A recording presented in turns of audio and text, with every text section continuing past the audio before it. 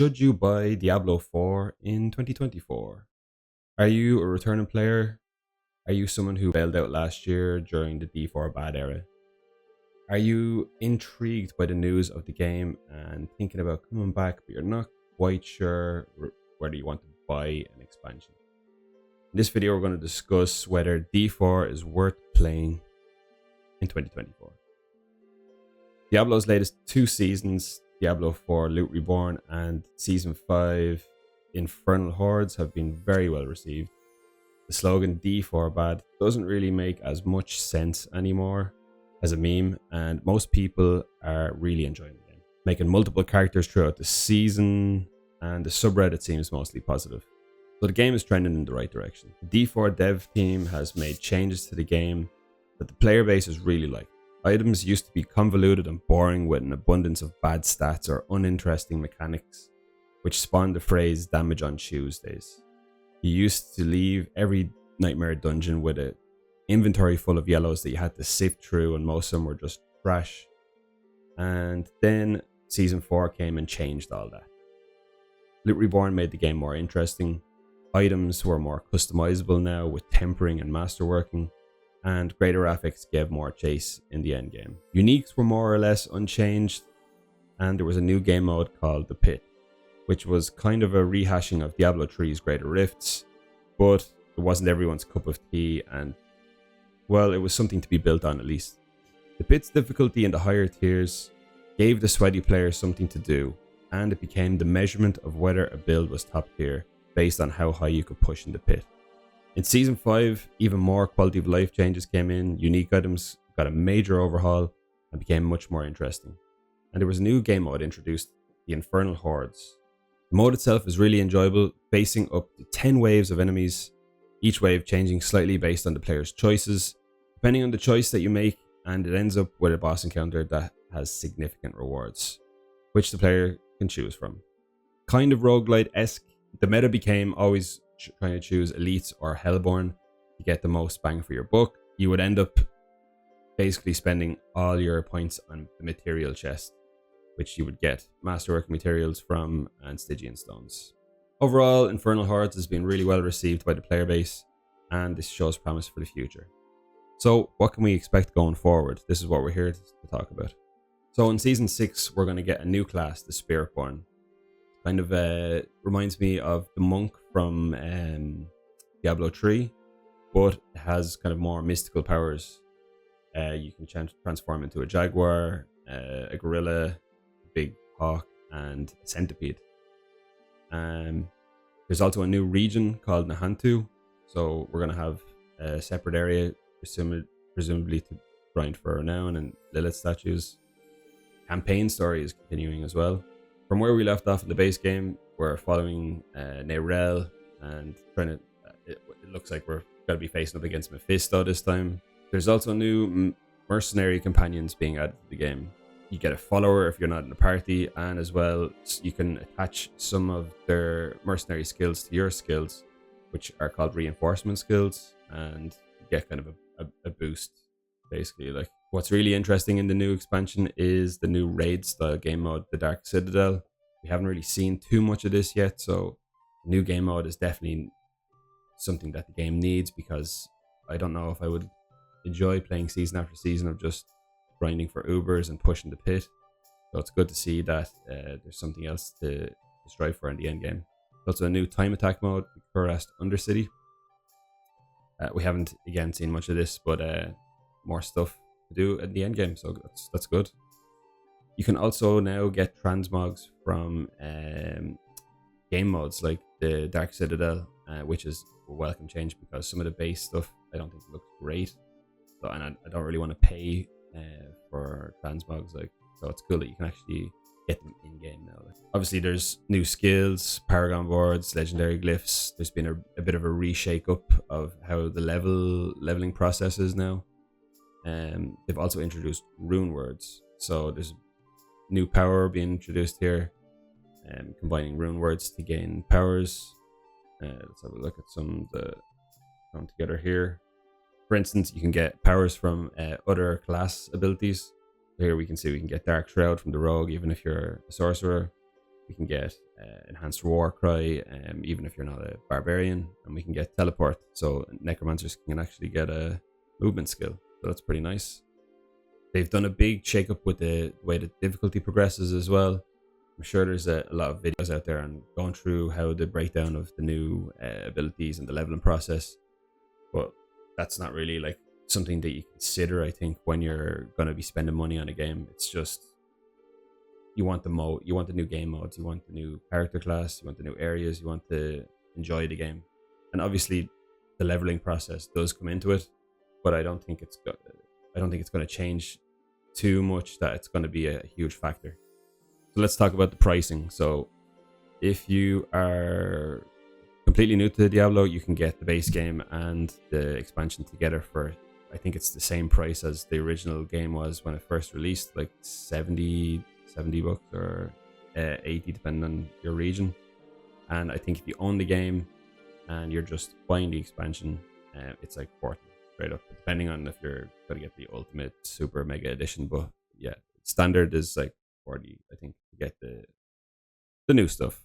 So what are you going to get like in the new stuff? You're going to get a new class, 2 new game modes, a new area, a bit of a shake up. And is it worth it? Like if you think about, I paid 60 bucks for the original game, and that lasted me for 5 seasons. I have like 600 hours in the game, and I've got 9 characters.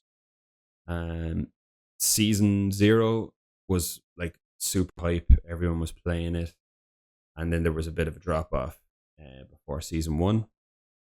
Obviously, everyone was like still in the hype of it. Like season 1's going to bring in all these new changes. Oh yes, there's going to be an end game, blah blah blah.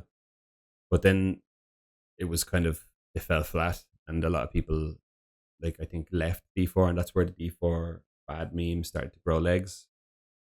But then season 2 came along, and we had the vampire powers, and I don't know, it was just like more interesting. They had the green Helltide, and you could start to see like, oh, okay, the game is progressing in a way that we actually want it to progress. So it brought a lot of people back, but there was still a huge drop off. And then season 3 was just not great. I think it was probably the weakest season of all. We had the mechanical pet.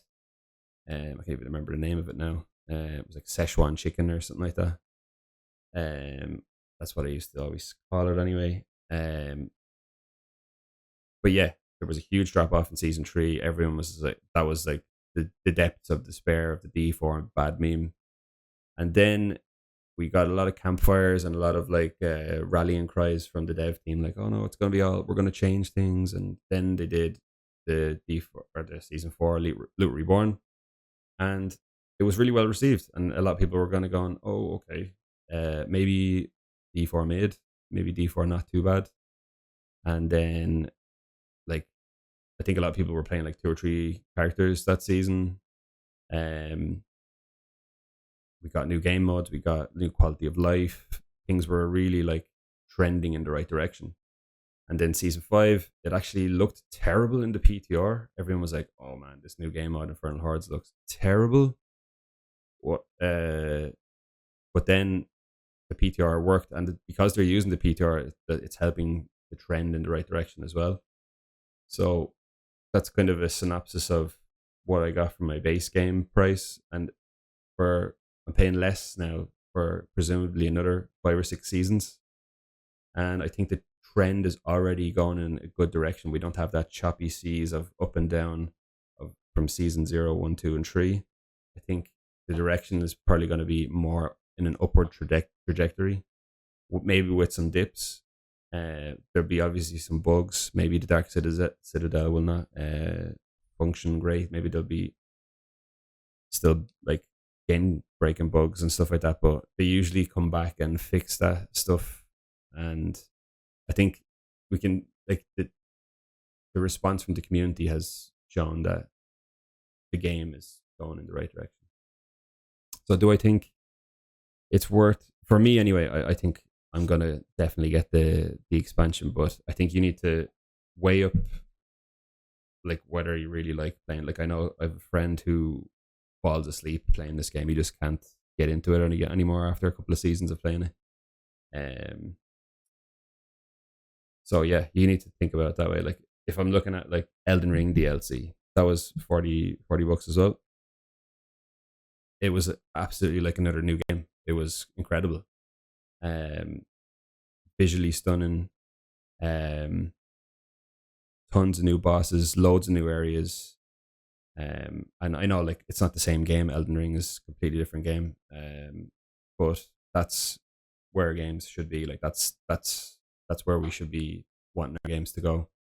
And um, I don't know if Diablo 4 is there yet, but it's trending that direction. Like I don't think it's it's probably got laughed at for even saying you comparing it in the same breath as Elden Ring, but that's the direction that it's heading. But probably not this year. Um, but yeah. And what else would you play instead of Diablo 4 if you were in that frame of mind? Well, PoE. I think PoE 2 looks amazing. Um, so November, there's going to be the early access is going to be starting for PoE 2. I think for new players, for casual players, it's going to be much easier than PoE 1 to get started in. And like I know, like PoE 1 is for me anyway. It's difficult. Like I've played like 3 leagues now. Gone through the uh, I've gone through all the acts 3 times, and I kind of seem to hit a wall in kind of yellow maps. I'm just like I don't know how to. I don't like using the trade, and yeah, it's just one of those things I have to kind of battle through. But I think PoE 2 is going to be a much easier um, entry for new players. It's gonna be an amazing game. So I think like yeah, if you don't want to get the expansion for D4, play PoE, play Elden Ring. But I think 40 bucks for the new expansion, not bad, not bad. You're gonna get probably 5 or 6 seasons of content. Okay, that's all I have to say. Cool. Talk to you later.